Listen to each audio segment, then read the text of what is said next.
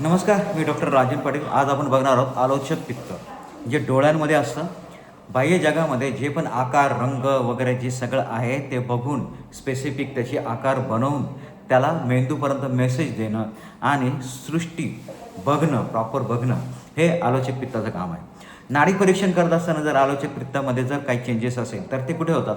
तर नाडी परीक्षण करत असताना ज्यावेळेस पित्ताचं जे बोट आहे त्या पित्ताच्या बोटाच्या आणि कफाच्या बोटाच्या कफाच्या बोटाच्या बाजूने जर मला पित्ताच्या बोटाला जर स्ट्रोक लागत असेल, स्पाईस लागत असेल, तर आलोचक पित्तामध्ये समस्या आहे.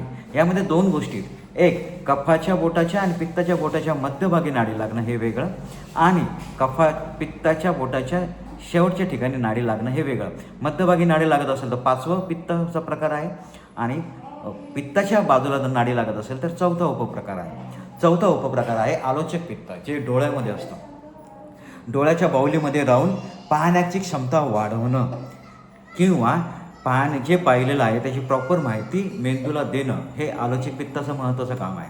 म्हणजे डोळे आणि मेंदू याच्यामधलं जे रसायन आहे ते मेंटेन करायचं काम आलोचक पित्त करतं. डोळ्याने पाहिलेली कुठली पण गोष्ट जी आहे तिला सुसंगतीकरण देणं, त्या गोष्टीला तार्किक अर्थ लावणं, व तार्किक अर्थ लावण्यासाठी जी मदत लागते मेंदूला ती मदत करणं हे आलोचक पित्ताचं काम आहे. आलोचक पित्त काय आहे? तर आलोचक पित्त हे दृष्टीज्ञान किंवा विश्लेषण याचं आकलन क्षमता करणं, आलोचक पित्ताचं आकलन क्षमता, ह्या दोघांचा संबंध आहे. आणि ही सायकोलॉजिकली खूप चांगल्या पद्धतीने आलोचक पित्त हे काम करतं. बाह्य जगामध्ये ज्या पण गोष्टी चालू आहे त्या प्रॉपर मनापर्यंत किंवा मेंदूपर्यंत पाठवण्याचं काम जे आहे ते आलोचक पित्त करतं. आता आलोचक पित्त जर असंतुलित झालं तर काय होतं? आलोचक पित्त असंतुलित झालं तर डोळ्यांना कोरडेपणा येणं, टोचल्यासारखं वाटणं, सतत खाज येणं, ह्या सगळ्या गोष्टी ज्या आहेत आलोचक पित्ताप्रमाणे होतात. यामध्ये सध्या जे जास्त प्रॉब्लेम जो आहे तो आहे त्या स्क्रीनिंगचा प्रॉब्लेम होणं, प्रकाश जास्त येतो त्याचा प्रॉब्लेम होणं, मोबाईलचा किंवा कॉम्प्युटरचा जो स्क्रीनिंग प्रॉब्लेम जो आहे तो समस्या येण्याच्या पाठीमागे जे कारण आहे ते आलोचक पित्ताची असंतुलन आहे. म्हणजे जर आपण आलोचक पित्त जर संतुलित ठेवलं तर स्क्रीनिंगचा प्रॉब्लेम येणार नाही, डोळ्यांना कुठल्या प्रकारचा समस्या येणार नाही. प्रकाश सहन न होणं हे एक जनरल गोष्ट आज झालेली आहे. जसं शारीरिक प्रॉब्लेम आहे आलोचक पित्ताचे तसे मानसिक पण प्रॉब्लेम आहे.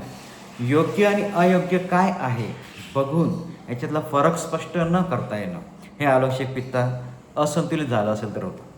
मानसिक स्पष्टता न येणं किंवा मानसिक स्पष्टता कमी होणं याला आयुर्वेदामध्ये प्रज्ञापराध असं म्हणतात. म्हणजे आलोचक पित्त जे मेंदूमध्ये काम करत असतं ती कार्यक्षमता जी आहे ती कमी होणं, प्रज्ञापराध.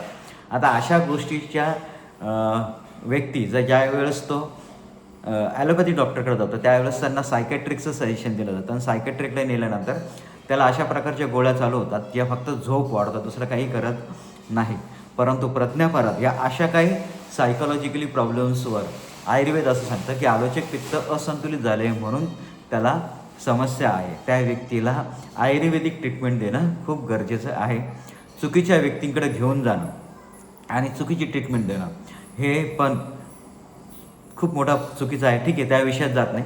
परंतु मानसिक स्पष्टता न होणं किंवा नकारात्मकता जी आहे त्या गोष्टी ज्या आहेत त्या वाढण्याचं प्रमाण जे आहे ते आलोचक पित्त असंतुलित झाल्यामुळे होतं. ह्यामुळे मानसिक ताणतणाव पण येत असतो. बऱ्याच वेळा असं होतं डोळ्यांमध्ये प्रॉब्लेम असेल तर मानसिक ताणतणाव पण येत असतो.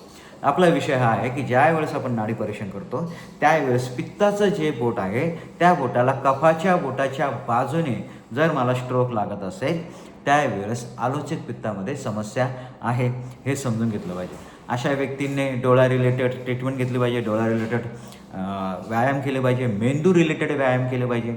मेंदूमध्ये जी जनरल रुटीनवाल्या ज्या गोष्टी आहेत त्या रुटीनमध्ये बदल करून अचानक वेगवेगळी रुटीन केली पाहिजे. उदाहरणार्थ उजव्या हाताने ब्रश घासतोय ते जनरल होऊन गेलं आहे, आज डाव्या हाताने ब्रश घासून बघा. ज्या वेळेस एखादी ॲक्टिव्हिटी वेगळी होते त्यावेळेस मेंदू त्यावर फोकस करतो. चाललो आहे आपण, सरळ चाललो आहे त्यावेळेस मेंदू फोकस नाही करत, परंतु ज्यावेळेस आपण उलटं चालायला लागतो त्यावेळेस मेंदूचा फोकस जास्त वाढतो. फोकस वाढला की ह्या गोष्टी ज्या आहेत त्या संतुलित होतात. डोळा रिलेटेड प्रॉब्लेम आणि मेंदू रिलेटेड जर योगासन, प्राणायाम वगैरे केले तर आलोचक पित्त जे आहे ते संतुलित राहतं. धन्यवाद.